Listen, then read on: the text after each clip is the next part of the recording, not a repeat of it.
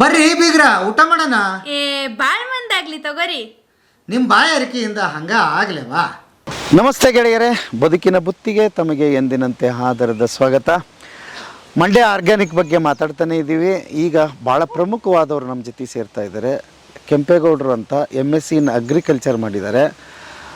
ಈ ಕನಸಿನ ಬೀಜ ಶುರುವಾಯ್ತಲ್ಲ ಅವಾಗಿನಿಂದ ಇದ್ರ ಜೊತೆಗಿದ್ದಾರೆ. ಆ್ಯಕ್ಚುಲಿ ನಾವೊಂದು 6 ತಿಂಗಳಿಂದ ಸೇರಿದ್ವಿ. ಅವತ್ತಿನಿಂದ ಪ್ಲ್ಯಾನ್ ಮಾಡ್ತಾ ಇದ್ವಿ ಆರ್ಗ್ಯಾನಿಕ್ ಮಂಡ್ಯನ ವಿಸ್ತಾರವಾಗಿ ತರೋಣ ಅಂತ. ಅದಕ್ಕೆ ಕಾರಣಕರ್ತರಾದವ್ರು ಇಲ್ಲೇ ಇದ್ದಾರೆ. ಸರ್ ನಮಸ್ತೆ. ನಮಸ್ಕಾರ. ಕಾರಣಕರ್ತರು ನಾವಲ್ಲ, ಕಾರಣಕರ್ತರು ಮಧುಚಂದನ್ ಅವರು. ಅವ್ರ ಜೊತೆ ನಾವು ಸೇರಿದ್ದೇವೆ.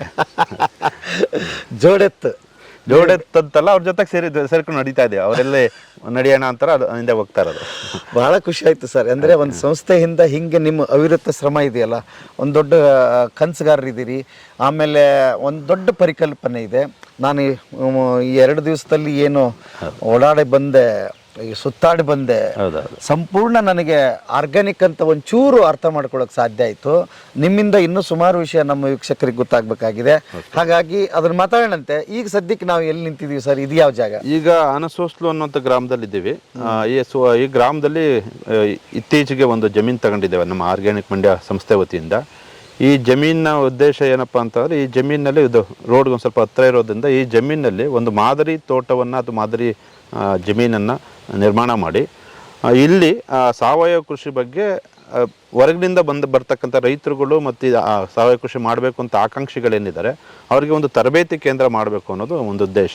ಈ ತರಬೇತಿ ಜೊತೆಗೆ ಒಂದು ಮಾದರಿ ತೋಟವನ್ನು ತೋರಿಸ್ಕೊಡ್ಬೇಕು ಅಂತೇಳಿ, ಇದು ತರಬೇತಿನೂ ಆಗಬೇಕು, ಜೊತೆಗೆ ಇದು ಬರೋಂಥವ್ರಿಗೆ ಒಂದು ಮಾದರಿ ತೋಟವಾಗಿ ರೂಪಿಸ್ಬೇಕು ಅಂತೇಳಿ ಇದೊಂದು ಜಮೀನನ್ನು ಈಗ ಇತ್ತೀಚೆಗೆ ತಗೊಂಡಿದ್ದೇವೆ. ಅದರ ನಿರ್ಮಾಣ ಕಾರ್ಯದಲ್ಲಿ ಈಗ ತೊಡ್ಕೊಂಡಿದ್ದೇವೆ. ಅಂದ್ರೆ ಈಗ ನೀವು ಇಷ್ಟು ದಿವಸ ಅದನ್ನ ಅಲ್ಲಿ ಕೊಡ್ತಿದ್ರಿ, ತರಬೇತಿ ನೀಡ್ತಾ ಇದ್ರಿ. ಅದಕ್ಕೆ ಹೇಳಿಕೆಯಲ್ಲಿ ಆಗ್ತಿತ್ತು. ಹೌದು. ಸಾಮಾನ್ಯವಾಗಿ ಈಗ ನಮ್ಮ ಭಾಗದ ರೈತರು ಏನಂದ್ರೆ ಅವ್ರ ಜಮೀನು ಸಾಮಾನ್ಯ 2 ಎಕರೆ 3 ಎಕರೆ 1 ಎಕರೆ ಈ ಸರಾಸರಿ ಇಷ್ಟು ಎಕರೆ ಇರ್ತಕ್ಕಂಥ ಜಮೀನು ಉಳ್ಳವರಿದ್ದಾರೆ.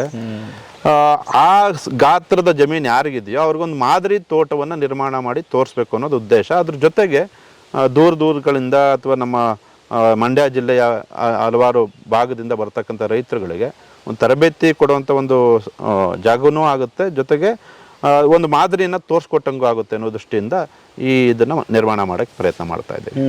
ಅಂದ್ರೆ ಇನ್ನು ಮುಂದಿನ ದಿನಗಳಲ್ಲಿ ಆಗುತ್ತೆ. ಇತ್ತೀಚೆಗೆ ಈಗ ಒಂದು 2-3 ತಿಂಗಳಿಂದ ಈಚೆಗೆ ಕೆಲಸ ಶುರುವಾಗಿದೆ.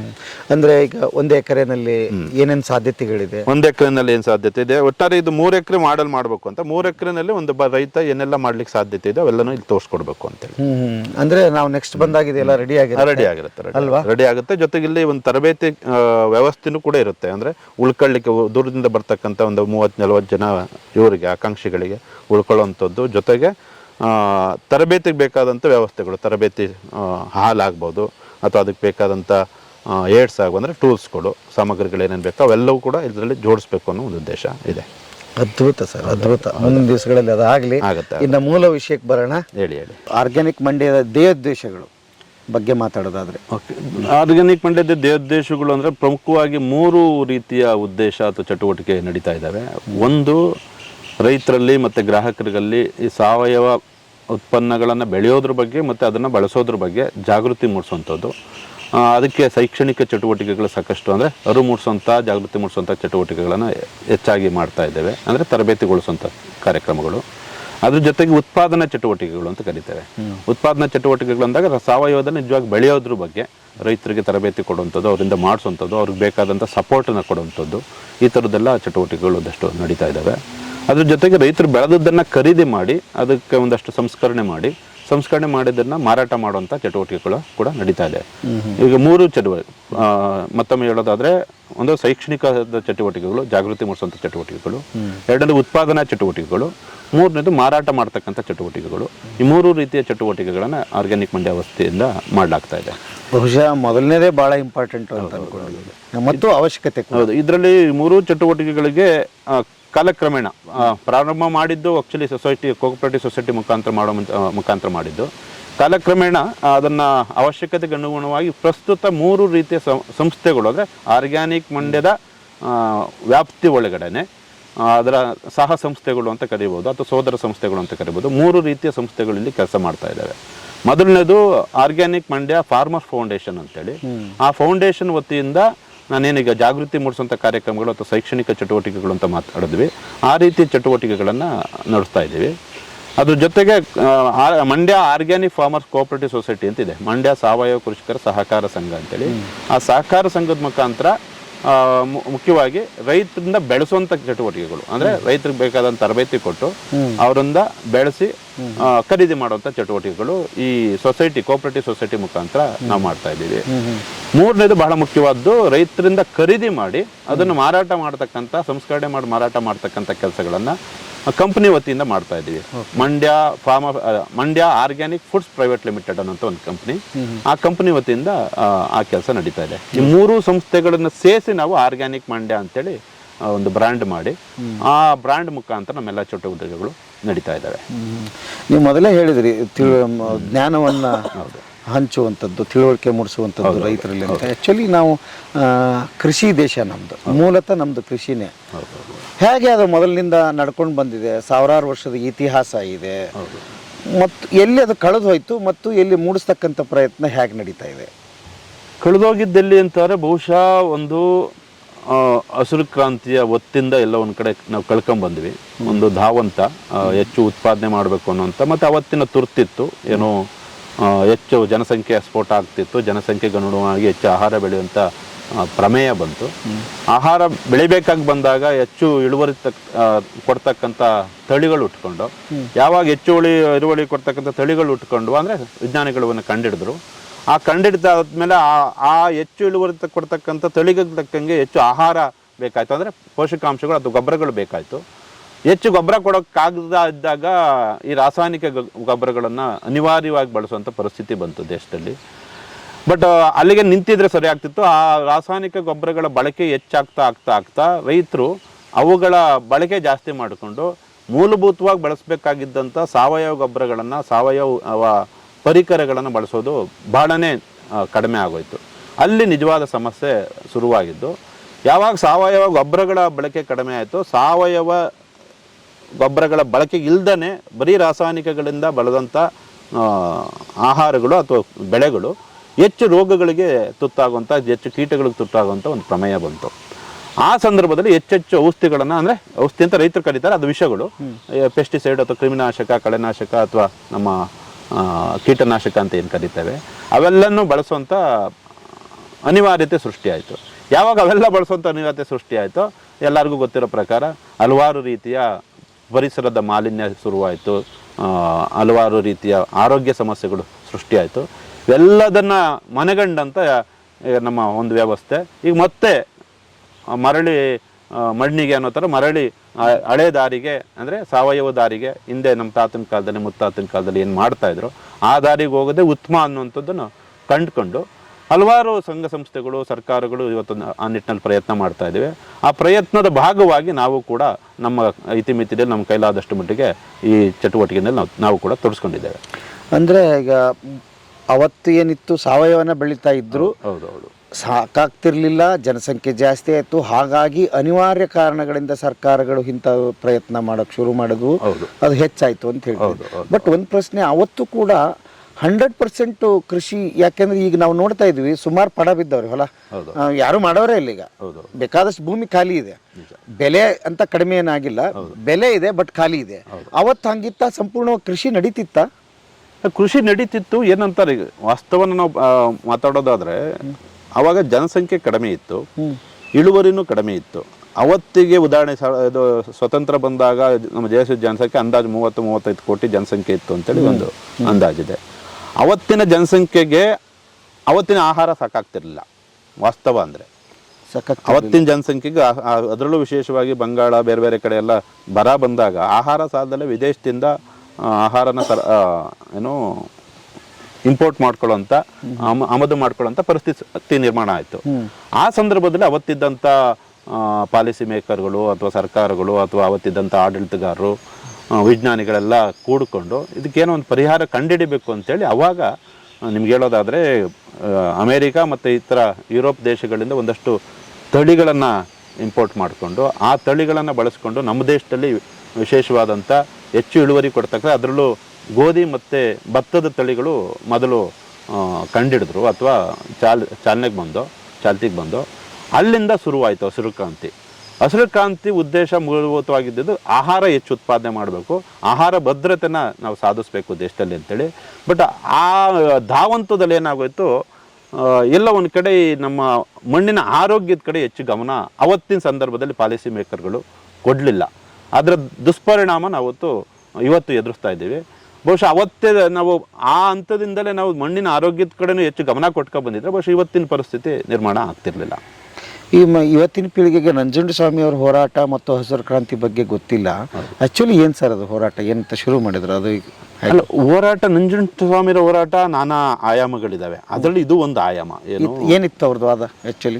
ಅದ್ರ ಬಗ್ಗೆ ಬಹುಶಃ ನಾನು ಎಷ್ಟು ವರ್ಷಕ್ಕೆ ಸೂಕ್ತ ವ್ಯಕ್ತಿನೋ ಅದ್ರ ಬಗ್ಗೆ ಮಾತಾಡ್ಲಿಕ್ಕೆ ಗೊತ್ತಿಲ್ಲ. ಬಟ್ ನಾನು ಹೊರಗಿನಿಂದ ನೋಡಿದ ಮಟ್ಟಿಗೆ ಅಥವಾ ನನ್ನ ಇತಿಮಿತಿ ನಾನು ಅಧ್ಯಯನ ಮಾಡಿರೋ ಮಟ್ಟಿಗೆ ಅವರ ಹೋರಾಟದ ಆಯಾಮಗಳು ಬೇರೆ ಬೇರೆ ಇತ್ತು. ಅದರಲ್ಲೂ ಮುಖ್ಯವಾಗಿ ರೈತರುಗಳಿಗೆ ಒಳ್ಳೆ ಬೆಲೆ ಕೊಡಿಸ್ಬೇಕು ಅನ್ನೋಂಥದ್ದಿತ್ತು. ಎರಡನೇದಾಗಿ ರೈತರ ಕಸಬಿಗೆ ಒಂದು ಮರ್ಯಾದೆ ಸಿಗಬೇಕು, ಅವ್ರಿಗೊಂದು ಸಮಾಜದಲ್ಲಿ ಒಂದು ಮನ್ನಣೆ ಸಿಗಬೇಕು ಅನ್ನೋಂಥದ್ದಿತ್ತು. ಮೂರನೇದಾಗಿ ವಿಶೇಷವಾಗಿ ಈ ಜಾಗತೀಕರಣದ ಪರಿಣಾಮದಿಂದ ಏನೆಲ್ಲ ಮಾರ್ಪಾಡುಗಳು ದೇಶದಲ್ಲಿ ಆಗ್ತಾ ಹೋಯ್ತು, ಜಾಗತೀಕರಣ ಅಥವಾ ಈ ಉದಾರೀಕರಣದಿಂದ, ಅದರಿಂದ ಎಲ್ಲೋ ಒಂದು ಕಡೆ ರೈತನ ಆದಾಯಕ್ಕೆ, ರೈತನ ಜೀವನಕ್ಕೆ ಪೆಟ್ಟು ಬೀಳುತ್ತೆ ಅನ್ನೋ ಒಂದು ದೃಷ್ಟಿಯಿಂದ ಆ ಜಾಗತೀಕರಣವನ್ನು, ಉದಾರೀಕರಣವನ್ನು ಅವತ್ತಿನ ಕಾಲದಲ್ಲಿ ನಂಜುಂಡಸ್ವಾಮಿಯವರು ಮತ್ತು ಅವರ ತಂಡ ಅಂತ ಕರಿಬೋದು, ಅವರು ವಿರೋಧಿಸ್ತಾ ಬಂದರು. ಅದ್ರ ಪರಿಣಾಮ ಅನುಕೂಲವೂ ಆಗಿದೆ, ಅನನುಕೂಲವೂ ಆಗಿದೆ. ರೈತರ ದೃಷ್ಟಿಯಿಂದ ಅಂದರೆ ಬಹುಶಃ ಅನಾನುಕೂಲವೇ ಜಾಸ್ತಿ ಆಗಿದೆ. ಅದನ್ನು ತಡೆಗಟ್ಟಬೇಕು ಅನ್ನೋದು ಅಂಥ ಹೋರಾಟದಲ್ಲಿ ಅವ್ರದ್ದು ಒಂದಾಗಿತ್ತು. ಅದ್ರ ಜೊತೆಗೆ ಅವತ್ತಿನ ಕಾಲಕ್ಕೇ ಒಂದಲ್ಲ ಒಂದು ದಿವಸ ನಮ್ಮ ಭೂಮಿ ಹಾಳಾಗುತ್ತೆ ಅಥವಾ ನಮ್ಮ ಮಣ್ಣಿನ ಆರೋಗ್ಯ ಹಾಳಾಗುತ್ತೆ ಅಂತ ಕಂಡುಕೊಂಡು ಆದಷ್ಟು ಇದರಿಂದ ನಾವು ಕೆಮಿಕಲ್ಗಳನ್ನು ಬಳಸಬಾರ್ದು, ಕಡಿಮೆ ಬಳಸಬೇಕು, ಆ ನಿಟ್ಟಿನಲ್ಲಿ ಪ್ರಯತ್ನ ಮಾಡಬೇಕು ಅಂತೇಳಿ ಆ ನಿಟ್ಟಿನ ಹೋರಾಟಗಳು ಕೂಡ ರೈತ ಸಂಘದಿಂದ ಕ್ರಮೇಣ ಅದು ಕೂಡ ಶುರುವಾಯಿತು. ಈ ಥರ ಒಟ್ಟಾರೆ ರೈತನ ಹಿತದೃಷ್ಟಿಯಿಂದ ಏನೆಲ್ಲ ಮಾಡ್ಬೋದು ಆ ಹೋರಾಟಗಳು ಮಾಡಿದ. ಅದರಲ್ಲಿ ಸಾಕಷ್ಟು ಯಶಸ್ವಿ ಕೂಡ ರೈತ ಸಂಘ ಅಥವಾ ಆ ಹೋರಾಟಗಳು ಕಂಡಿದ್ದಾವೆ. ಇವತ್ತೇನೋ ಅಲ್ಪ ಸ್ವಲ್ಪ ರೈತಂಗೆ ಅಷ್ಟು ಮರ್ಯಾದೆ ಇದೆ ಅನ್ನೋದಾದರೆ ಅಥವಾ ರೈತನ ಬೆಳೆಗಳಿಗೆ ಅಲ್ಪ ಸ್ವಲ್ಪನಾದರೂ ಬೆಲೆ ಸಿಗ್ತಿದೆ ಅನ್ನೋದಾದರೆ, ಉದಾಹರಣೆ MSP ರೂಪದಲ್ಲೋ ಮತ್ತೊಂದು ರೂಪದಲ್ಲೋ, ಅವೆಲ್ಲ ಹೋರಾಟಗಳ ಫಲಗಳು. ಬಟ್ ಆ ಹೋರಾಟ ಎಲ್ಲೋ ಒಂದು ಕಡೆ ಪೂರ್ಣ ಫಲನೂ ಕೊಡಲಿಲ್ಲ ಅಂತಲೂ ನಾವು ಹೇಳ್ಬೋದು. ಬಹುಶಃ ನಾನಾ ಕಾರಣಕ್ಕಿರ್ಬೋದು, ಪೂರ್ಣ ಫಲನೂ ಕೊಡಲಿಲ್ಲ. ಬಟ್ ಏನೇ ಆದರೂ ಈ ಹೋರಾಟ ನಿರಂತರ. ನಂಜುಂಡಸ್ವಾಮಿಯರು ಅವತ್ತಿರ್ಬೋದು, ಇನ್ನು ಅದಾದ ನಂತರ ಹಲವಾರು ಹೋರಾಟಗಳು ಉಟ್ಕೊಂಡಿರು, ಮುಂದೆನೂ ಉಟ್ಕೊಳ್ತಾರೆ. ಈ ಹೋರಾಟ ನಿರಂತರ ಇದ್ರೇನೆ ಎಲ್ಲೋ ಒಂದು ಕಡೆ ಏನಂತೀವಿ ಶೋಷಿತ ಸಮುದಾಯ ಅಥವಾ ಅವಗಣನೆಗೆ ಒಳಗಾದಂಥ ಸಮುದಾಯ ಒಂದು ಬಲ ಪಡೀಲಿಕ್ಕೆ ಸಾಧ್ಯ. ಈ ಹೋರಾಟ ನಿರಂತರ ಇರಬೇಕು. ಅಂಥ ಸಂಘಟನೆಗಳು ಕೂಡ ಇನ್ನು ಮುಂದೆ ಇನ್ನೂ ಹೆಚ್ಚು ಸಕ್ರಿಯವಾಗಿ ಕೆಲಸ ಮಾಡಬೇಕು ಅಂತ ನಾನು ಇಚ್ಛೆ ಪಡ್ತೇನೆ. ಆ್ಯಕ್ಚುಲಿ ಈ ಪ್ರಶ್ನೆ ಯಾಕೆ ಕೇಳಿದೆ ಅಂದರೆ, ಒಂದು ಹರಸಾಹಸ ಪಟ್ಟರು 10-11 ವರ್ಷಗಳಿಂದ ಒಂದು ಸಾವಿರಾರು ರೈತರನ್ನ ಮನವೊಲಿಸುವಲ್ಲಿ ನೀವು ಯಶಸ್ವಿಯಾಗಿದ್ದೀರಿ ಒಂದು ಮಟ್ಟಿಗೆ. ಎಂಥ ದೊಡ್ಡ ಶ್ರಮವನ್ನು ಹುಟ್ಟುಹಾಕಿದ್ರು, ಎಂಥ ಶಕ್ತಿ ಇತ್ತು. ಆ ಹೋರಾಟ ಆಂದೋಲನಗಳು ಸರಿಯಾಗಿ ನಡೆದಿದ್ದರೆ, ಈ ದಿಕ್ಕಿನಲ್ಲಿ ಯೋಚನೆ ಮಾಡಿದ್ರೆ ಬಹುಶಃ ಭಾರತಕ್ಕೆ ಈ ಪರಿಸ್ಥಿತಿ ಬರ್ತಿರ್ಲಿಲ್ವೇನೋ ಅಂತ ಅನ್ಕೋತೀನಿ. ಖಂಡಿತ ಅವತ್ತಿನ ಪರಿಸ್ಥಿತಿಗಳು, ರಾಜಕೀಯ ಸನ್ನಿವೇಶಗಳು ಏನೇನೋ ಇರ್ತವೆ, ಬದಲಾವಣೆಗಳು ಆದವು. ಬಟ್ ಎಲ್ಲ ಒಂದು ಕಡೆ ಆ ಹೋರಾಟಗಳ ಫಲವನ್ನು ಖಂಡಿತ ರೈತರು ಸಿಕ್ಕಿದೆ, ಇಲ್ಲ ಅಂತಿಲ್ಲ. ಬಟ್ ಪೂರ್ಣ ಫಲ ಸಿಕ್ಕಲಿಲ್ಲ. ನಾನಾ ಕಾರಣಕ್ಕೆ, ರಾಜಕೀಯ ಕಾರಣಗಳಿರ್ಬೋದು ಅಥವಾ ನಾನಾ ವೈಯಕ್ತಿಕವಾದಂಥ ಕೆಲವೊಂದು ಸಂಘರ್ಷಗಳಿರ್ಬೋದು, ಸಿಕ್ಕಲಿಲ್ಲ ಅನ್ನೋದು ಒಂದು ವಿಷಾದಕರವಾದಂಥ ಒಂದು ಸಂಗತಿ. ಓಕೆ, ನಾನಾಗಲೇ ಹೇಳಿದಂಗೆ ಶೈಕ್ಷಣಿಕ ಚಟುವಟಿಕೆಗಳು ಅಥವಾ ಜಾಗೃತಿ ಮೂಡಿಸುವಂಥ ಚಟುವಟಿಕೆಗಳು ನಾವು ಮುಖ್ಯವಾಗಿ 2 ಭಾಗವಾಗಿ ವಿಂಗಡಿಸ್ಬೋದು. ಮೊದಲನೇದು ರೈತರದೇ ತಗೊಳ್ಳೋದಾದ್ರೆ ರೈತರಲ್ಲಿ ಜಾಗೃತಿ ಮೂಡಿಸ್ಬೇಕು. ಆ ರೈತರಲ್ಲೂ ಕೂಡ 2 ರೀತಿಯ ರೈತರಿದ್ದಾರೆ. ನಿಮಗೆ ಹೇಳೋದಾದರೆ, ಒಂದು ಈಗಾಗಲೇ ಪ್ರಾಕ್ಟೀಸ್ ಮಾಡ್ತಿರ್ತಕ್ಕಂಥ, ಅಲ್ಲೇ 10 ವರ್ಷಗಳಿಂದ ವ್ಯವಸಾಯ ಮಾಡ್ತಿರ್ತಕ್ಕಂಥ, ಅದರಲ್ಲೂ ರಾಸಾಯನಿಕಗಳನ್ನು ಬಳಸಿ ವ್ಯವಸಾಯ ಮಾಡ್ತಿರ್ತಕ್ಕಂಥ ರೈತರಿಗೂ ಒಂದು ಸಮುದಾಯ ದೊಡ್ಡದಾಗಿದೆ. ಅದ್ರ ಜೊತೆಗೆ ಒಂದು ರೀತಿ ನವ ರೈತರು ಅಂತ ಕರಿಬೋದು, ಅಂದರೆ ಹೇಗೆ ನವೋದ್ಯಮಿಗಳು ಅಂತ ಕರೀತಾರೋ ಅದರದ್ದೇ ನವ ರೈತರುಗಳು ಒಂದಷ್ಟು ಜನ ಉಟ್ಕೊಂತಿದ್ದಾರೆ. ವಿಶೇಷವಾಗಿ ಬೆಂಗಳೂರು ಈ ಥರದ ದೊಡ್ಡ ದೊಡ್ಡ ನಗರಗಳಲ್ಲಿ ಕೆಲಸ ಮಾಡ್ತಕ್ಕಂಥ ಕಾರ್ಪೊರೇಟ್ ಕಂಪ್ನಿಗಳಲ್ಲಿ ಕೆಲಸ ಮಾಡ್ತಂಥವ್ರು ಅಥವಾ ದೊಡ್ಡ ದೊಡ್ಡ ಉದ್ದಿಮೆ ನಡೆಸೋಂಥವ್ರು ಅಥವಾ ಉದ್ದಿಮೆಗಳಲ್ಲಿ ಪ್ರೈವೇಟ್ ಕಂಪ್ನಿಗಳಲ್ಲಿ ಕೆಲಸ ಮಾಡೋಂಥವ್ರು, ಅವರೆಲ್ಲ ಬಹುಶಃ ಅವರ ಕೆಲಸದ ಒತ್ತಡದಿಂದ ಬೇಸತ್ತೋ ಅಥವಾ ಬೇರೆ ಯಾವುದೋ ಪ್ರೇರೇಪಣೆಗಳಿಂದ ಇತ್ತೀಚೆಗಂತೂ ಯೂಟ್ಯೂಬ್ನಂಥ ಮಾಧ್ಯಮಗಳು ಸಾಕಷ್ಟು ಪ್ರಭಾವ ಬೀರ್ತಾ ಇದ್ದಾವೆ. ಈ ನಾನಾ ಪ್ರಭಾವದಿಂದಾಗಿ ವ್ಯವಸಾಯ ಮಾಡಬೇಕು ಅಂತೇಳಿ ಮುಂದೆ ಬರ್ತಿದ್ದಾರೆ. ಅವರನ್ನು ನವ ರೈತರುಗಳು ಅಂತ ನಾವು ಕರಿಬೋದು. ಇದು 2ನೇ ಗುಂಪು. 3ನೇ ಗುಂಪು ಗ್ರಾಹಕರುಗಳು. ಈ 3 ಗುಂಪನ್ನ ನಾವು ಕೇಂದ್ರವಾಗಿ ಇಟ್ಕೊಂಡು ನಾನಾ ರೀತಿಯ ಕಾರ್ಯಕ್ರಮಗಳನ್ನ, ಜಾಗೃತಿ ಮೂಡಿಸುವಂತ ಕಾರ್ಯಕ್ರಮಗಳನ್ನ ಮಾಡ್ತಾ ಇದ್ದೇವೆ. ಮೊದಲನೇ ಗುಂಪೆ ನಾವು ರೈತರದೇ ಮಾತಾಡೋದಾದ್ರೆ, ನಾವು ರೈತರುಗಳಿಗೆ ನಾವೇನ್ ಮಾಡ್ತೀವಿ, ಗ್ರಾಮ ಮಟ್ಟದಲ್ಲಿ ಸಾವಯವ ಕೃಷಿ ಸಂವಾದಗಳು ಅಂತ ಮಾಡ್ತೇವೆ. ಗ್ರಾಮದಲ್ಲಿ ಒಂದು 20-30 ಜನ 50 ಜನ ತಕ್ಕ ರೈತರನ್ನ ಒಂದು ಕಡೆ ಸೇರಿಸಿ ಸಾವಯವ ಕೃಷಿ ಯಾಕೆ ಮಾಡಬೇಕು, ಹೇಗೆ ಮಾಡಬೇಕು, ಅದ್ರ ಮಹತ್ವ ಏನು, ಮಾಡದೇ ಇದ್ದರೆ ಮುಂದಿನ ತಲೆಮಾರು ಎದುರಿಸ್ತಕ್ಕಂಥ ಸವಾಲುಗಳೇನು, ಆ ಸವಾಲುಗಳಿಗೆ ನಮ್ಮ ಹತ್ರ ಏನು ಉತ್ತರಗಳಿದ್ದಾವೆ, ಈ ಕುರಿತಂತೆ ಒಂದಷ್ಟು ಚರ್ಚೆನ ಅವ್ರ ಜೊತೆ ಮಾಡಿ ಅವರಲ್ಲಿ ಸಾವಯವ ಕೃಷಿ ಬಗ್ಗೆ ಒಂದಷ್ಟು ಆಸಕ್ತಿ ಬರೋ ಥರ ಮಾಡಿ ಅದರಲ್ಲಿ ಯಾರು ಒಂದಷ್ಟು ಜನ ಆಸಕ್ತಿ ತೋರಿಸ್ತಾರೋ ಅವರನ್ನು ನಮ್ಮ ಬಳಗಕ್ಕೆ ಸೇರಿಸ್ಕೊಂಡು ಅಥವಾ ನಮ್ಮ ವ್ಯಾಪ್ತಿಗೆ ಸೇರಿಸ್ಕೊಂಡು ಅವ್ರನ್ನ ಮುಂದಿನ ದಿನಗಳಲ್ಲಿ ಅವ್ರನ್ನ ಮಾರ್ಗದರ್ಶನ ಮಾಡುವಂಥ ಕೆಲಸಗಳನ್ನು ನಾವು ಮಾಡ್ತೀವಿ. ಇದು ಒಂದು. ಅದಾದ ನಂತರ ಏನು ಮಾಡ್ತೀವಿ, ಯಾರು ಆಸಕ್ತಿ ತೋರಿ ಬರ್ತಾರೋ ಅವರಿಗೆ ನಾವಿಲ್ಲಿ ಪ್ರತಿ ವಾರಕ್ಕೊಮ್ಮೆ ಅಥವಾ 15 ದಿವಸಕ್ಕೊಮ್ಮೆ ನಮ್ಮ ಕಚೇರಿಗೆ ಅವ್ರನ್ನ ಕರೆಸಿ ಅದರಿಂದ ಸರಾಸರಿ 20-30 ಜನ ರೈತರುಗಳು ಬರ್ತಾರೆ. ಅವರಿಗೆ 1 ದಿನದ ತರಬೇತಿನ ಕೊಡ್ತೇವೆ. ಅಂದರೆ ಬೆಳಗ್ಗೆಯಿಂದ ಸಂಜೆ ತನಕ ನಾವೇನು ಮಾಡ್ತೇವೆ, ಸಾವಯವ ಅದರಲ್ಲೂ ಈಗ ಆಲ್ರೆಡಿ ಅವರು ಮಾಡ್ತಿರ್ತಕ್ಕಂಥ ರೈತರು ಹೊಸದಾಗಿ ಎಲ್ಲವನ್ನೂ ಕಲಿಸ್ಬೇಕಾದಂಥ ಅವಶ್ಯಕತೆ ಇಲ್ಲ. ಇರ್ತಕ್ಕಂಥ ಪದ್ಧತಿಗಳೇನು ಅವ್ರು ಅನುಸರಿಸ್ತಾ ಇದ್ದಾರೆ ಸಾವಯವ ರಾಸಾಯನಿಕಗಳನ್ನು ಬಳಸಿ ಅದರಲ್ಲಿ ಏನೆಲ್ಲ ಮಾರ್ಪಾಡುಗಳನ್ನು ಮಾಡಿಕೊಂಡು ಅವರು ಸಾವಯವ ಕೃಷಿ ಮಾಡ್ಲಿಕ್ಕೆ ಸಾಧ್ಯ, ಏನೇನು ಮಾರ್ಪಾಡುಗಳು ಮಾಡ್ಕೋಬೇಕು, ಅದನ್ನು ಮಾರ್ಪಾಡು ಮಾಡ್ಕೊಳ್ಳಿಕ್ಕೆ ಏನೆಲ್ಲ ಸಿದ್ಧತೆಗಳನ್ನು ಮಾಡ್ಕೋಬೇಕು, ಮತ್ತು ಮಾಡ್ಕೊಂಡ ಮೇಲೆ ಬೆಳೆ ಹಾಕಿದ ಮೇಲೆ ಏನೆಲ್ಲ ಮಾಡಬೇಕು, ಇದ್ರ ಕುರಿತಂತೆ 1 ದಿನದ ತರಬೇತಿನ ಅವರಿಗೆ ನಾವು ಕೊಡ್ತೇವೆ. ಕೊಟ್ಟಾದ ನಂತರ ಏನಾಗುತ್ತೆ, ಅವ್ರನ್ನ ಈಗ ಉದಾಹರಣೆ ಅದರಲ್ಲೂ ಒಂದಷ್ಟು ಜನ ರೈತರುಗಳು ನಾನು ಬೆಳೆ ಬೆಳಿತೀನಿ ಅಥವಾ ಸಾವಯವದಲ್ಲಿ ಬೆಳಿತೀನಿ, ಇಂಥ ಬೆಳೆ ಬೆಳಿತೀನಿ ಅಂತೇಳಿ ಅವರು ನಮಗೊಂದಷ್ಟು ಮಾತು ಕೊಟ್ಟು ಹೋಗ್ತಾರೆ. ಅಂಥ ರೈತರುಗಳನ್ನ ನಾವೇನು ಮಾಡ್ತೀವಿ, ಅವ್ರು ಏನು ಬೆಳೆ ಬೆಳೀತಾರೋ ಅದಕ್ಕೆ ಅನುಗುಣವಾಗಿ ಅವರ ಫೀಲ್ಡ್ಗೆ ಅಂದರೆ ಅವ್ರ ಜಮೀನುಗಳಿಗೆ ಹೋಗಿ ಅವ್ರಿಗಲ್ಲಿ ಮಾರ್ಗದರ್ಶನ ಮಾಡುವಂಥದ್ದು, ಅವರಿಗೆ ಬೇಕಾದ ಕೆಲವೊಂದು ಪ್ರಾತ್ಯಕ್ಷಿಕೆಗಳನ್ನು ಮಾಡಿ ತೋರಿಸುವಂಥದ್ದು, ಅವ್ರ ಜೀವಾಮೃತ, ಸಸ್ಯಾಮೃತ, ಈ ಥರದ್ದು ನಾನಾ ರೀತಿಯ ಪರಿಕರಗಳನ್ನು ತಯಾರು ಮಾಡ್ಕೊಳ್ಳೋದ್ರ ಬಗ್ಗೆ ಪ್ರಾತ್ಯಕ್ಷಿಕೆಗಳನ್ನು ಅವರಿಗೆ ಮಾಡಿ ತೋರಿಸೋದಲ್ಲದೆ ಹಲವಾರು ಜನ ರೈತರು ಏನು ಮಾಡ್ತಾರೆ, ಈಗ ಸಾಕಷ್ಟು ಜನ ರೈತರು ಸಾವಯವ ಕೃಷಿ ಮಾಡ್ಲಿಕ್ಕೆ ಒಲವಿದೆ, ಆದರೆ ಅವರೇ ಗೊಬ್ಬರ ಔಷಧಿಗಳನ್ನು ಮಾಡ್ಕೊಳ್ಳಿಕ್ಕೆ ಸಾಕಷ್ಟು ಜನ ಹಿಂಜರಿತಾ ಇದ್ದಾರೆ. ಅಂಥ ರೈತರುಗಳಿಗೆ ಕಳೆದ 10-12 ವರ್ಷದ ನಮ್ಮ ಅನುಭವ ಏನು ಹೇಳ್ತದೆ ಅಂತಂದರೆ, ಇವಂದ್ರೆ ರೈತರುಗಳು ಸಾಕಷ್ಟು ಜನ ಸಾವಯವ ಕೃಷಿ ಮಾಡಬೇಕು ಅಂತ ಆಸಕ್ತಿ ಇದ್ದರೂ ಕೂಡ ಇಳುವರಿ ಕಡಿಮೆ ಬರುತ್ತೆ ಅನ್ನೋ ಭಯಕ್ಕೆ, ಅಥವಾ ನಾನೇ ಗೊಬ್ಬರ ಮಾಡ್ಕೊಳ್ಳಿಕ್ಕೆ ಆಗಲ್ಲ, ಸಾಲಲ್ಲ ಅನ್ನೋ ಒಂದು ಭಯಕ್ಕೆ ಅದರಿಂದ ವಿಮುಖರಾದಂಥ ರೈತರುಗಳು ಸಾಕಷ್ಟು ಸಂಖ್ಯೆನಲ್ಲಿದ್ದಾರೆ. ಆ ದೃಷ್ಟಿಯಿಂದ ನಾವೀಗ ಏನು ಮಾಡ್ತಾ ಇದ್ದೀವಿ, ಅಂಥ ರೈತರುಗಳಿಗೆ ಕೆಲವೊಂದು ಬೇಕಾದಂಥ ಅಗತ್ಯವಾಗಿ ಮೂಲಭೂತವಾಗಿ ಬೇಕಾದಂಥ ಕೆಲವೊಂದು ಪರಿಕರಗಳನ್ನು, ಗೊಬ್ಬರಗಳನ್ನು, ಔಷಧಿಗಳನ್ನು ನಮ್ಮ ಸೊಸೈಟಿ ಮುಖಾಂತರ ಅವರಿಗೆ ಒದಗಿಸೋ ಕೆಲಸನೂ ಕೂಡ ನಾವು ಮಾಡ್ತಾಯಿದ್ದೀವಿ. ಉದಾಹರಣೆಗೆ ಜೈವಿಕ ಗೊಬ್ಬರಗಳಾಗ್ಬೋದು, ಅಥವಾ ಸಾವಯವ ಗೊಬ್ಬರಗಳಾಗ್ಬೋದು, ಸಾವಯವ ಔಷಧಿಗಳಾಗ್ಬೋದು, ಈ ಥರದನ್ನು ಅವರಿಗೆ ಒದಗಿಸೋಂಥ ಕೆಲವೊಮ್ಮೆ ಬೀಜಗಳನ್ನು ಕೂಡ ನಾವು ಒದಗಿಸ್ತಾ ಇದ್ದೀವಿ. ಆ ಒದಗಿಸೋದ್ರ ಜೊತೆಗೆ ಅವರಿಗೆ ಮಾರ್ಗದರ್ಶನ ಮಾಡ್ತೀವಿ. ಅಂದರೆ ಆ ಬೆಳೆಯ ಬೇರೆ ಬೇರೆ ಹಂತದಲ್ಲಿ ನಾವು ಅವ್ರಿಗೆ ಹೋಗಿ ಜಮೀನಿಗೆ ಹೋಗಿ ನಮ್ಮ ಕಾರ್ಯಕರ್ತರು ಹೋಗಿ ಅವ್ರಿಗೆ ಮಾರ್ಗದರ್ಶನ ಮಾಡುವಂಥ ಕೆಲಸನ ಮಾಡ್ತಾರೆ. ಅದ್ರ ಜೊತೆಗೆ ಸಾವಯವ ದೃಢೀಕರಣನೂ ಕೂಡ ಮಾಡಿಸ್ಕೊಡ್ತೀವಿ ಅವರಿಗೆ. ಈಗ ಬೆಳಿತಕ್ಕಂಥ ಯಾರು ಸಾವಯವದಲ್ಲಿ ನಾವು ಬೆಳಿತೀವಿ ಅಂತಾರೆ, ಆ ಬೆಳೆಯುವಂಥ ರೈತರುಗಳಿಗೆ ಪ್ರಾರಂಭದಿಂದ ಕೊನೆ ತನಕ ಅವ್ರಿಗೆ ಗೈಡ್ ಮಾಡೋದ್ರ ಜೊತೆಗೆ ಅವರಿಗೆ ಸಾವಯವದಲ್ಲಿ ಬೆಳೆದಿದ್ದಾರೆ ಅನ್ನೋ ಸಾಕ್ಷಿಗೆ ಒಂದು ಗ್ರೂಪ್ ಸರ್ಟಿಫಿಕೇಶನ್, ಗುಂಪು ದೃಢೀಕರಣ ವ್ಯವಸ್ಥೆ ಅಡಿನಲ್ಲಿ ನಮ್ಮ ಸೊಸೈಟಿ ಮುಖಾಂತರ ಅವರಿಗೆ ಸಾವಯವ ದೃಢೀಕರಣನು ಮಾಡಿಸ್ಕೊಡ್ತೀವಿ. ಇದು ರೈತರಿಗೆ ಒಂದು ಜಾಗೃತಿ ಮೂಡಿಸೋದು ಜೊತೆಗೆ ಉತ್ಪಾದನೆ ಮಾಡಲಿಕ್ಕೆ ಅವರಿಗೆ ನೆರವು ಕೊಡುವಂಥ ಒಂದು ವ್ಯವಸ್ಥೆ. ಇದು ರೈತರಿಗೆ. ಆದರೆ ಎರಡನೇ ಭಾಗ ಈ ನವ ರೈತರುಗಳು ಅಂತ ನಾವೇನು ಕರೆದ್ವಿ ಅಂದರೆ, ಹೊಸದಾಗಿ ವ್ಯವಸಾಯ ಮಾಡೋಕ್ಕೆ ಮುಂದಾಗ್ತಕ್ಕಂಥ ರೈತರುಗಳಿಗೆ ನಾವೇನು ಮಾಡ್ತಾ ಇದ್ದೀವಿ, ಮೊದಲನೇ ಹಂತದಲ್ಲಿ ಅವ್ರಿಗೊಂದು ಜಾಗೃತಿ ಕಾರ್ಯಕ್ರಮಗಳು ಮಾಡ್ತೀವಿ. ನಾವೇನು ಮಾಡ್ತೀವಿ, ಅದನ್ನು ಆರ್ಗ್ಯಾನಿಕ್ ಫಾರ್ಮಿಂಗ್ ಓರಿಯೆಂಟೇಷನ್ ವರ್ಕ್ಶಾಪ್ಗಳು ಅಂತ ಮಾಡ್ತೀವಿ. ಅಂದರೆ ಸಾವಯವ ಕೃಷಿ ಬಗ್ಗೆ ಒಂದು ಪರಿಚಯಾತ್ಮಕವಾದಂಥ ಒಂದು ಕಾರ್ಯಾಗಾರ. ಆ ಕಾರ್ಯಾಗಾರ ಅರ್ಧ ದಿನ ನಡೀತದೆ. ಆ ಕಾರ್ಯಾಗಾರದಲ್ಲಿ ಅವ್ರನ್ನ ಸ್ವಲ್ಪ ಮೋಟಿವೇಟ್ ಮಾಡುವಂಥ, ಪ್ರೇರೇಪಿಸಿ ಅವರನ್ನು ಸಾವಯವ ಕೃಷಿ ಕಡೆ ಸೆಳೆಯುವಂಥ, ಅಥವಾ ಅದರಲ್ಲಿ ಏನು ಆಗು ಹೋಗುಗಳಿದ್ದಾವೆ, ಸವಾಲುಗಳೇನಿದ್ದಾವೆ ಅನ್ನೋದು ಅವ್ರಿಗೆ ತಿಳಿಸುವಂಥ, ಜೊತೆಗೆ ಅದರಿಂದ ಅವಕಾಶಗಳೇನಿದ್ದಾವೆ, ಸಾವಯವ ಕೃಷಿ ಮಾಡ್ತೀನಿ ಅಂತಕ್ಕಂಥ ರೈತರುಗಳಿಗೆ ಏನೆಲ್ಲ ಅವಕಾಶಗಳಿದ್ದಾವೆ ಅನ್ನೋದನ್ನು ಕೂಡ ಅವ್ರಿಗೆ ತಿಳಿಸುವಂಥ ಒಂದು ಕಾರ್ಯಾಗಾರನ ನಾವು ಒಂದು ಅರ್ಧ ದಿನದ ಕಾರ್ಯಾಗಾರನ ಮಾಡ್ತಾ ಇದ್ದೀವಿ. ಅಲ್ಲಿಗೆ ಸುಮಾರು 1000 ಸಂಖ್ಯೆಯಲ್ಲಿ 100 ಸಂಖ್ಯೆಯಲ್ಲಿ ರೈತರುಗಳು, ಅಥವಾ ರೈತರು ಅನ್ನೋದಕ್ಕಿಂತ ರೈತರಾಗಬೇಕು ಅನ್ನೋಂಥ ಮನಸ್ಸಿರ್ತಕ್ಕಂಥವ್ರು ಸೇರ್ತಾರೆ.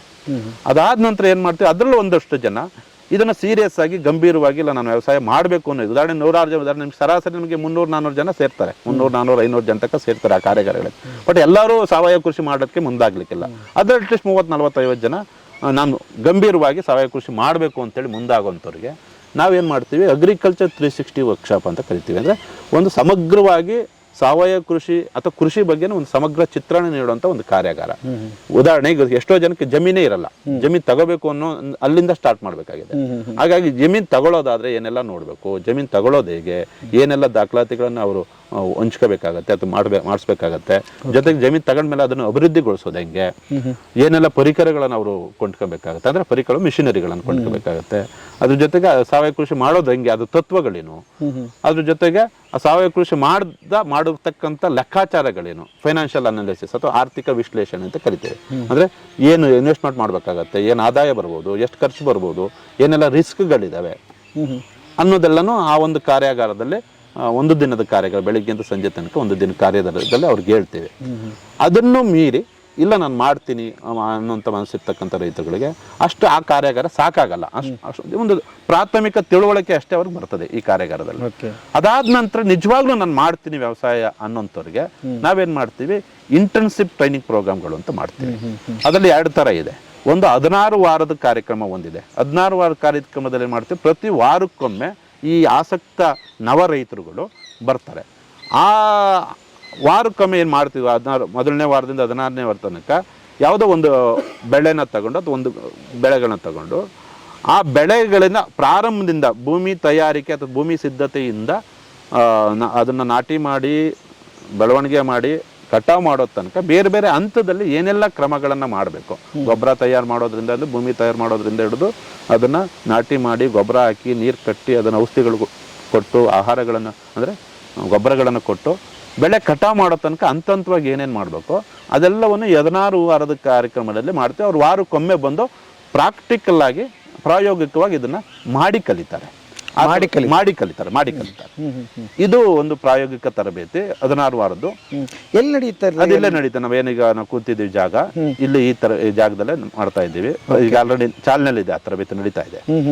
ಅದ್ರ ಜೊತೆಗೆ ನಮ್ಮ ಈ ಕೆಲವೊಬ್ರು ಏನಾಗ್ತಾರೆ, ವಾರ ಬರೋಕ್ಕಾಗಲ್ಲ ಅಥವಾ 16 ವಾರ ನಿರಂತರ ಮಾಡ್ಲಿಕ್ಕೆ ಬರೋದು ಕಷ್ಟ, ಮತ್ತೆ ಪ್ರತಿ ವಾರ ನಾವು ಬಸ್ ಚಾರ್ಜ್ ಹಾಕೊಂಡು ಅಥವಾ ಪೆಟ್ರೋಲ್ ಹಾಕ್ಕೊಂಡು ಬರಬೇಕಾಗತ್ತೆ. ಅಂಥವ್ರಿಗೋಸ್ಕರ ಏನು ಮಾಡಿದ್ದೀವಿ, ಒಂದು ವಾರದ ತರಬೇತಿ ಕಾರ್ಯಕ್ರಮ ಕೂಡ ಆಯೋಜನೆ ಮಾಡ್ತೀವಿ. ಅಂದರೆ ಸೋಮವಾರದಿಂದ ಶನಿವಾರದ ತನಕ ಇದೇ ರೀತಿ ಪ್ರಾಕ್ಟಿಕಲ್ ತರಬೇತಿ. ಈಗಾಗಲೇ ಬೆಳೆದಿರ್ತಕ್ಕಂಥ ಬೆಳೆಗಳಲ್ಲೇ ಅವ್ರಿಗೆ ನಾನಾ ರೀತಿಯ ಇದನ್ನು ಪ್ರಾಯೋಗಿಕ ತರಬೇತಿಗಳನ್ನು ಕೊಡುವಂಥದ್ದು. ಅದು ಒಂದು ವಾರದ ತರಬೇತಿನೂ ಕೂಡ ಮಾಡ್ತಾ ಇದ್ದೀವಿ. ಇದು ಮುಖ್ಯವಾಗಿ ನವ ರೈತರುಗಳು, ಅಂದರೆ ಹೊಸದಾಗಿ ನಾನು ಕೃಷಿ ಮಾಡ್ತೀನಿ ಅನ್ನೋಂಥ ಮುಂದೆ ಬರ್ತಕ್ಕಂಥ ರೈತರುಗಳಿಗೆ ಅವ್ರಿಗೊಂದು ಸಮಗ್ರವಾದಂಥ ಒಂದು ತರಬೇತಿ ಆಗಲಿ ಅನ್ನೋ ದೃಷ್ಟಿಯಿಂದ ಈ ರೀತಿ ಕಾರ್ಯಕ್ರಮಗಳನ್ನು ನಾವು ಮಾಡ್ತಾ ಇದ್ದೀವಿ. ಇದು 2ನೇ ಗುಂಪಿನ ತರಬೇತಿಗಳು. ಒಂದು ಸಣ್ಣ ಪ್ರಶ್ನೆ ಇಲ್ಲಿದೆ, ಹೇಳಿ. ಮಾತಾಡ್ತಾ ನಾವು ಆರ್ಗ್ಯಾನಿಕ್ನ ಒಂದು ಕಡೆ ರಾಸಾಯನಿಕ ಮಾಡೋರ್ನ ತಪ್ಪು ವಿಲನ್ ತರ ಟ್ರೀಟ್ ಮಾಡ್ತಾ ಇರ್ತೀವಿ, ನೀವು ಬಹಳ ಸಮಾಜ ದ್ರೋಹಿಗಳು ಅನ್ನೋ ತರನೇ ಬಿಂಬಿಸ್ತಾ ಇರ್ತೀವಿ, ಮಾತಾಡ್ತಾ ಇರ್ತೀವಿ.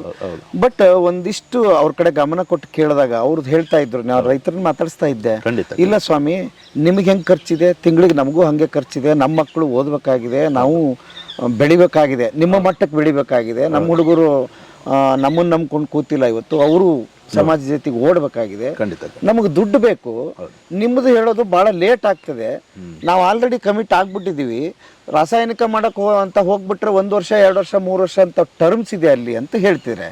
ಮತ್ತೆ ಅದಕ್ಕೆ ಹೇಗೆ ಸರ್ ಅವ್ರನ್ನ ಕಡೆಗಣಿಸ್ಬಿಟ್ಟಂಗೆ ಆಗಲ್ವಾ ನಾವು ಅಂತ? ಅದೌದು, ಅದು ನಾನು ಅವ್ರು ಹೇಳಿದ್ದನ್ನ ಪೂರ್ತಿಯಾಗಿ ತೆಗೆದಾಕ್ಲಿಕ್ಕೂ ಆಗಲ್ಲ, ಆದ್ರೆ ಅದು ಪೂರ್ಣ ಸತ್ಯವೂ ಅಲ್ಲ. ಯಾಕೆ ಎರಡನ್ನು ಹೇಳ್ತೀನಿ ಅಂದ್ರೆ, ಒಂದು ಅದಕ್ಕೆ ಬೇಕಾದಂಥ ಮಾನಸಿಕ ಸಿದ್ಧತೆ ಮತ್ತು ಒಂದು ರೀತಿ ಭೌತಿಕ ಸಿದ್ಧತೆ ಎರಡೂ ಇದ್ದರೆ ಈ ಇಳುವರಿ ಕಡಿಮೆ ಆಗದಂಗೆ, ಆದಾಯದಲ್ಲಿ ಧಕ್ಕೆ ಆಗದಂಗೂ ಕೂಡ ಸಾವಯವ ಕೃಷಿ ಮಾಡಲಿಕ್ಕೆ ಸಾಧ್ಯತೆಗಳಿದ್ದಾವೆ. ಅದಕ್ಕೆ ಬೇಕಾದದ್ದು ಒಂದು ಮಾನಸಿಕ ಸಿದ್ಧತೆ ಅಂದರೆ ಪೂರ್ಣ ಜ್ಞಾನ ಆತ ಪಡ್ಕೊಬೇಕು, ಮಾಡೋದು ಮತ್ತು ಜ್ಞಾನ ಮತ್ತು ಕೌಶಲ್ಯನ ಆತ ಪಡ್ಕೊಂಡು ಕೈ ಹಾಕಿದ್ರೆ ಆವಾಗ ಅವನಿಗೆ ಯಾವುದೇ ರೀತಿ ಈ ಹಿನ್ನಡೆ ಆಗದಂಗೆ, ಇಳುವರಿನಲ್ಲಾಗ್ಬೋದು ಆದಾಯದಲ್ಲಾಗ್ಬೋದು, ಹಿನ್ನಡೆ ಆಗದಂಗೆ ಸಾವಯವ ಕೃಷಿ ಮಾಡಲಿಕ್ಕೆ ಸಾಧ್ಯತೆಗಳಿದ್ದಾವೆ. ಅದು ಒಂದು. 2ನೇ ಭಾಗ ಏನಪ್ಪ ಅಂದರೆ, ಕೆಲವೊಂದು ಮಾನಸಿಕವಾಗಿ ಸಿದ್ಧ ಇದ್ರೂ ಕೂಡ ಅವನ ಪರಿಸ್ಥಿತಿಗಳು ಸಿದ್ಧ ಇರಲ್ಲ ಅಥವಾ ಪರಿಸ್ಥಿತಿಗಳು ಪೂರಕವಾಗಿರಲ್ಲ. ಉದಾಹರಣೆಗೆ ಒಂದು ಅರ್ಧ ಎಕರೆನೋ ಒಂದು 10 ಗುಂಟೆ ಜಮೀನು ಇರ್ತದೆ, ಅವನು ಪ್ರಯೋಗ ಮಾಡಲಿಕ್ಕೆ ಅವನು ಕಷ್ಟ ಸಾಧ್ಯ ಆಗ್ತದೆ. ಅದ್ರ ಜೊತೆಗೆ ಅವನದೇನೋ ಬೇರೆ ಕಮಿಟ್ಮೆಂಟ್ಗಳಿರ್ತವೆ. ಮತ್ತು ನಿಮ್ಗೆ ಇನ್ನೊಂದು ಹೇಳೋದಾದರೆ, ಇವತ್ತಿನ ರೈತರುಗಳು ಏನು ಬಹುತೇಕ ರೈತರಿದ್ದಾರೆ, ಅವ್ರು ಯಾರು ಬರೀ ವ್ಯವಸಾಯನೇ ನಮ್ಗೆ ಬದುಕುವಂಥ ಸಂಖ್ಯೆ ಬಹಳ ಕಡಿಮೆ ನಮ್ಮ ಅನುಭವದಲ್ಲಿ ಹೇಳೋದಾದರೆ. ಅಂದರೆ ಉದಾಹರಣೆ 100 ಜನ ರೈತರಿದ್ದಾರೆ ಅಂದರೆ ಅದ್ರ 50-60 ಜನ ರೈತರುಗಳು ವ್ಯವಸಾಯ ಒಂದು ಸೈಡ್ಗೆ ಇಟ್ಕೊಂಡಿದ್ದಾರೆ. ಸೈಡ್ಗೆ ಅಂದರೆ ಬರೀ ವ್ಯವಸಾಯನೇ ನಮಗೆ ಬದುಕೋ ಪರಿಸ್ಥಿತಿನೂ ಇವತ್ತಿಲ್ಲ. ಅವ್ರು ಇನ್ನೊಂದು ಯಾವುದೋ ಈಗ ಏನೋ ಹೈನುಗಾರಿಕೆ ಮಾಡುವಂಥದ್ದು ಅಥವಾ ಇನ್ನೊಂದು ಯಾವುದೋ ಒಂದು ಫ್ಯಾಕ್ಟ್ರಿಗೆ ಹೋಗಿ ಕೆಲಸ ಮಾಡುವಂಥದ್ದು, ಇನ್ನೊಂದು ಯಾವುದೋ ಕೂಲಿ ಕೆಲಸಕ್ಕೆ ಹೋಗುವಂಥದ್ದು, ಈ ಥರದ ಕೆಲಸಗಳಿದ್ದಾವೆ. ಆದ್ರೆ ಹಾಗಾಗಿ ಏನು ಮಾಡ್ತದೆ ಇದನ್ನ ಅವನು ವ್ಯವಸಾಯನ ಪೂರ್ತಿ ಗಂಭೀರವಾಗಿ ತಗೊಳ್ಳಲ್ಲ. ಇವೆಲ್ಲ ಉದ್ದೇಶದಿಂದ ಅವನು ಮಾನಸಿಕವಾಗಿ ತಯಾರಾದ್ರೂ ಕೂಡ ಅವನ ಪರಿಸ್ಥಿತಿಗಳು ಅದಕ್ಕೆ ಪೂರಕವಾಗಿರಲ್ಲ. ಇದು ಇನ್ನೊಂದು ಹಿನ್ನಡೆಗೆ ಕಾರಣ ಆಗಿದೆ. ಮೂರನೇದೇನಪ್ಪ, ನಾವು ಮಾಡ್ತೀನಿ ಅಂದಾಗಲೂ ಕೂಡ ವಿಶೇಷವಾಗಿ ಭೂಮಿ ತಾಕತ್ತಿಲ್ಲದೆ ಇದ್ರೆ ಏನಾಗಿದೆ, ನಮ್ಮ 60-70 ವರ್ಷದಿಂದ ನಿರಂತರವಾಗಿ ಸಾವಯವನ ಬಳಸ್ತಾನೆ ಕೆಮಿಕಲ್ಗಳನ್ನು ಅಥವಾ ರಾಸಾಯನಿಕಗಳು ಬಳಸಿ ಭೂಮಿ ಬರಡಾಗಿದೆ. ಸಹಜವಾಗಿ ಆ ಭೂಮಿನ ನಾವು ತಾಕತ್ತು ಮಾಡ್ದಾನೆ, ಅದನ್ನು ಫಲವತ್ತು ಮಾಡ್ದಾನೆ, ಅದನ್ನು ಸಿದ್ಧಗೊಳಿಸ್ತಾನೆ ಏಕ್ದಮ್ ಸಾವಯವ ಕೃಷಿ ಕೈ ಹಾಕ್ಬಿಟ್ರೆ ಸಹಜವಾಗಿ ಪ್ರಾರಂಭದಲ್ಲಿ ಇಳುವರಿ ಕಡಿಮೆ ಆಗ್ತದೆ, ಆದಾಯವೂ ಕೂಡ ಕಡಿಮೆ ಆಗ್ತದೆ. ಅದಾಗದಂಗೆ ಎಚ್ಚರಿಕೆ ತಗೊಂಡು ಮಾಡ್ಲಿಕ್ಕೆ ಸಾಧ್ಯತೆಗಳಿದ್ದಾವೆ. ಅದನ್ನು ರೈತರು ಕಂಡ್ಕೋಬೇಕು. ಮೊದಲು ಆ ಕಂಡ್ಕೊಳ್ಳೋಕ್ಕೆ ಬೇಕಾದದ್ದು ತಾಳ್ಮೆ ಮತ್ತು ಒಂದು ಪರಿಶ್ರಮ, ಅದ್ರ ಜೊತೆಗೆ ಜ್ಞಾನ ಸಂಪಾದನೆ, ಅದನ್ನ ತಿಳ್ಕೋಬೇಕು.